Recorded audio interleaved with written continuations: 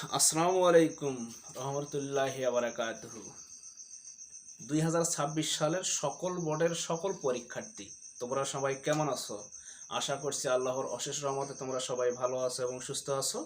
আগামীকাল 7ই মে তোমাদের ইসলাম শিক্ষা পরীক্ষা রয়েছে।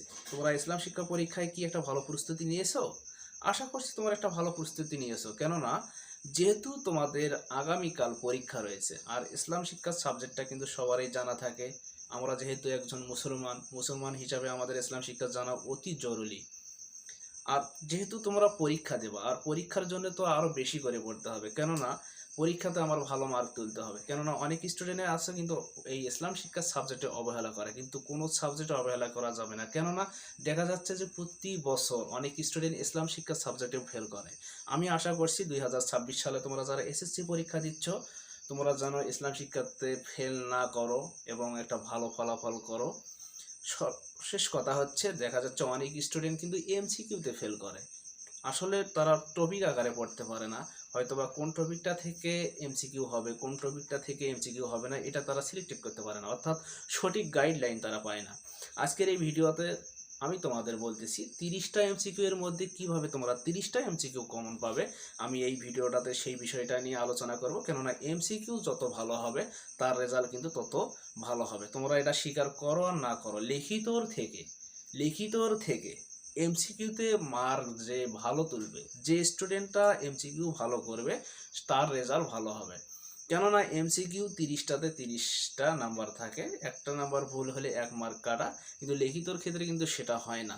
তুমি যত ভালোই লেখো না কেন, তুমি একটা সৃজনশীলে কিন্তু 10-এ 10 পাওয়া অনেক টাফ আছে। আর তুমি যদি 30টা এমসিকিউ এর মধ্যে 30টাই এমসিকিউ এর মার্ক তুলতে পারো, দেখা যাচ্ছে তোমার কিন্তু একটা ভালো মার্ক উঠবে। কেননা তুমি লিখিত কেমন করছো সেটা কিন্তু ফ্যাক্টর না, তোমার এমসিকিউতে একটা ভালো মার্ক তুলতে হবে। তাই আজকের এই ভিডিওটাতে তোমরা যেহেতু আগামীকাল তোমাদের ইসলাম শিক্ষা পরীক্ষায় তোমরা 30টা এমসিকিউ কিভাবে কারেকশন করবা এবং পরীক্ষায় হুবহু কমন পাবা, আমি আজকের এই ভিডিওতে সেই বিষয়টা নিয়ে আলোচনা করব। তোমরা লক্ষ্য করো এখানে যে প্রথম অধ্যায় রয়েছে আকাইদ এবং নৈতিক জীবন। আকাইদ এবং নৈতিক জীবনের মধ্যে এখানে পাঠ রয়েছে, তোমরা লক্ষ্য করো পাঠ। প্রথম অধ্যায়ে পাঠ রয়েছে 2 নম্বর পাঠ, তোমরা লক্ষ্য করো এখানে 6 নম্বর পাঠ, 7 নম্বর পাঠ, 8 নম্বর, 9 নম্বর, 13 নম্বর এবং 14 নম্বর। এই যে পাঠগুলো আছে, তোমরা কি এই পাঠগুলো লিখিতর জন্য পড়ো নাই? আমাকে প্রশ্নের উত্তর দাও। তোমরা তোমরা যেহেতু একজন স্টুডেন্ট, এই যে পাঠগুলো আছে এই পাঠগুলো থেকেই কিন্তু তোমাদের এবার পরীক্ষায় আসবে। এখানে 2 নম্বর পাঠ 6, 7, 8, 9, 13 এবং 14 প্রথম অধ্যায় থেকে 1, 2, 3, 4, 5, 6, 7টা, এই যে 7টা পাঠ আছে, এই 7টা পাঠ থেকে অবশ্যই সিউকের জন্য তোমরা পড়ছো। তোমরা কি লিখিতর জন্য পড়ো নাই? অবশ্যই পড়ছো। আচ্ছা, লিখিতর জন্য যদি একটা স্টুডেন্ট পড়ে তার কি এমসিকিউ পড়া বাকি থাকে? তোমরা বলো তো, তোমরা নিজে থেকেই বলো।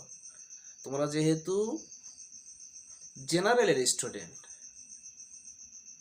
একজন জেনারেল স্টুডেন্ট কিন্তু মেধা সম্পন্ন হয়। দেখা যাচ্ছে যে মাদ্রাসার স্টুডেন্ট থেকে জেনারেল স্টুডেন্টগুলো মেধা শক্তি একটু কি হয়, বেশি হয়। মাদ্রাসারাও কিন্তু পারে, না পারা নয়, প্রতিটা স্টুডেন্টই পারে, কিন্তু কথা হচ্ছে দেখা যাচ্ছে যে হাই স্কুল লেভেলে যে স্টুডেন্টগুলো আছে সেগুলোর মেধা শক্তি মাদ্রাসার স্টুডেন্ট থেকে একটু বেশি হয়। তাই তোমাদের মনোবলকে শক্ত করতে হবে যে কোনটা পড়লে আমি কমন পাবো। ভালোভাবে পড়তে হবে, তুমি যেটাই পড়ো না কেন, যেটুকুই পড়ো না কেন, তোমার কি করতে হবে? ভালোভাবে পড়তে হবে। আচ্ছা, এই যে 1, 2, 3, 4, 5, 6, 7, এই 7টা পাঠ পড়তে গিয়ে আমার খুব কষ্ট হবে, খুবই কষ্ট হবে। আগামীকাল আমার পরীক্ষা, আমার পরীক্ষায় A+ পেতে হবে, A+ পাইতে হবে। 30টা এমসিকিউ এর মধ্যে 30 নম্বর আমার পাইতে হবে। 30টা এমসিকিউ এর মধ্যে 30 নম্বর হুবহু কমন পাওয়ার জন্য আমার কি করতে হবে? আমি লিখিতের জন্য যেহেতু পড়তেছি, লিখিতের জন্য যদি আমি পড়ি এবং এসকিউ অর্থাৎ সিকিউ এর জন্য যদি আমি ভালোভাবে পড়ি বা এসকিউ এর জন্য যদি আমি ভালোভাবে পড়ি, তে আমার কি 30টা এমসিকিউ এর মধ্যে 30টাই কমন পাবো না কেন? পড়ার মতো পড়বো, পড়ার মতো পড়বো। যদি আমি ভালোভাবে এই পার্টগুলো পড়ি, তার মানে এমসিকিউ কি আমার এখান থেকে যদি কোনো এমসিকিউ প্রশ্ন করে, আমার কি উত্তর দেওয়া সহজ হবে না কঠিন হবে? অবশ্যই সহজ হবে। এই কারণে অবশ্যই তোমাদের এই পাঠগুলো মনোযোগ সহকারে পড়তে হবে। দ্বিতীয় অধ্যায়ে পাঠ নম্বর 1, 5, 8, 9, 10, 12, 15, 19, 21, 22, 23, 24 আমি পাঠগুলো নির্দিষ্ট করে ইন্ডিকেট করে তোমাদের দিলাম। তোমরা এই পাঠগুলোই পড়ে যাবা, এখান থেকেই তোমরা নৈবেত্তিক এবং সিকিউ এবং এসকিউ কমন পাবা, হুবহু কমন পাবা। এখন তোমরা লক্ষ্য করো 1, 2, 3, 4, 5, 6, 7, 8, 9, 10, 11, 12 এখানে কয়টা পার্ট আছে দ্বিতীয় অধ্যায়ে? 12টা পার্ট। তোমরা 12 পার্ট সুন্দর করে রিডিং করলা। যেহেতু ইসলাম শিক্ষা আমাদের জানাই আছে, আমরা একজন মুসলিম, আমরা একজন মুসলমানের সন্তান, এবং মুসলমানের সন্তান হিসাবে আমাদের ইসলাম শিক্ষা জানা অবশ্যই দরকার আছে। কেন তোমরা ইসলাম শিক্ষাতে ভালো মার্ক পাবা না এটা আমাকে বলো? তোমরা কি স্টুডেন্ট না? তোমাদের কি মেধা শক্তি নেই? তোমরা নিজেকে কেন দুর্বল মনে করবা? তোমরা কখনো নিজেকে দুর্বল মনে করবা না, কেননা তোমরা হচ্ছে শক্তিশালী। তোমরা সকল বিষয়ে জ্ঞান অর্জন করো এবং সকল বিষয়ে তোমাদের জ্ঞান আছে, আমি এটা অবশ্যই মনে করি। তোমরা তাই নিজেকে কখনো দুর্বল মনে করবে না। একজন স্টুডেন্ট কখনো দুর্বল হতে পারে না। আচ্ছা, তৃতীয় অধ্যায়ে পাঠ 2, 3, 4, 6, 7, 8, 10, 12, 13 1, 2, 3, 4, 5, 6, 7, 8, 9 এই 9টা পাঠ যদি আমি সুন্দরভাবে পড়ি, মনোযোগ সহকারে পড়ি, আমি কি এখান থেকে যে এমসিকিউ করুক না কেন আমি কি উত্তর দিতে পারবো কিনা তুমি বলো তো? উত্তর দিতে পারবো কিনা বলো? অবশ্যই পারবো। এখন তোমরা লক্ষ্য করো চতুর্থ পাঠ, কয়টা পাঠ দেওয়া আছে? চতুর্থ অধ্যায়ে কয়টা পাঠ দেওয়া আছে? 1, 2, 3, 4, 5, 6 অর্থাৎ 2, 3, 10, 15, 18, 22 এই 6টা পাঠের মধ্যে এমসিকিউ আসবে। সিকিউ তো অবশ্যই আসবে, এমসিকিউ আসবে। তার মানে আমি সিকিউ এর জন্য ভালোভাবে যদি প্রস্তুতি নেই, তার মানে আমার এমসিকিউ হচ্ছে কিনা? অবশ্যই হচ্ছে। পঞ্চম অধ্যায়ে এখানে কি 1 নম্বর পার্ট, 4 নম্বর পার্ট, 5 নম্বর পার্ট, এই যে 3টা পার্ট আছে, এই 3টা পার্ট হযরত মুহাম্মদ সাল্লাল্লাহু আলাইহি সাল্লাম, আমাদের প্রিয় নবী হযরত মুহাম্মদ সাল্লাল্লাহু আলাইহি সাল্লামের জীবন নিয়ে আছে, মাদানী জীবন, বিদায় হজ, ভাষণ, এগুলো নিয়েই কিন্তু এই 3টা পার্টে রয়েছে। এবং 10 নম্বরে কি রয়েছে?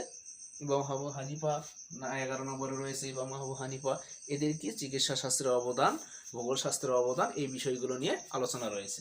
এগুলো যদি আমি ভালোভাবে পড়ি, তা আমি এমসিকিউর উত্তর দিতে পারবো কিনা? অবশ্যই পারবো। এই পার্টগুলো যদি মনোযোগ সহকারে পড়া যায়, আমার সিকিউ হচ্ছে, এসকিউ হচ্ছে, এবং 30টা এমসিকিউ এর মধ্যে আমার 30টা এমসিকিউ হুবহু কমন থাকতেছে। তাই তোমাদের বলি যে সাবজেক্টে পড়ো না কেন, সে সাবজেক্টের মূল টপিকগুলো ভালোভাবে পড়বা, আগে সিলেক্টেড করে নেবা যে কোনগুলো অধ্যায় আমার পরীক্ষায় শর্ট সিলেবাসে রয়েছে এবং সিলেবাসে রয়েছে, আর কোনগুলো পরীক্ষায় আসবে না সেগুলো অবশ্যই সিলেক্ট করে নিতে হবে। অনেক স্টুডেন্টে আছে কিন্তু লেখা আছে প্রথম অধ্যায় আকাইদ এবং নৈতিক জীবন থেকে প্রশ্ন করা হবে। তার মানে দেখা যাচ্ছে সে 1 নম্বর পাঠও পড়বে, 3 নম্বরও পড়বে, 4 নম্বরও, 5 নম্বরও।